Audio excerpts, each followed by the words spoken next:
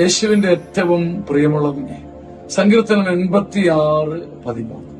കർത്താവെ, അങ്ങ് എന്നോട് കാണിക്കുന്ന കാരുണ്യം വലുതാണ്.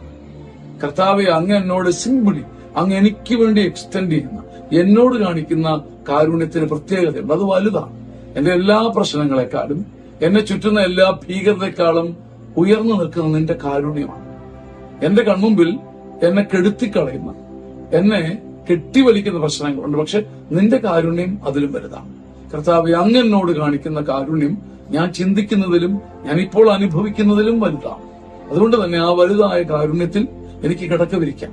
ആ വലുതായ കാരുണ്യത്തിൽ എനിക്ക് ഒളിച്ചിരിക്കാം. ആ വലുതായ കാരുണ്യത്തിൽ എനിക്ക് മറഞ്ഞിരിക്കാം. കർത്താവെ, അങ്ങ് എന്നോട് കാണിക്കുന്ന കാരുണ്യം വലുതാണ്.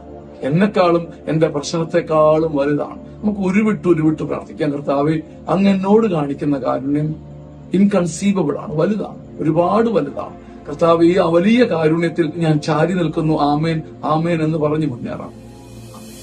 ആമേൻ, ആമേൻ.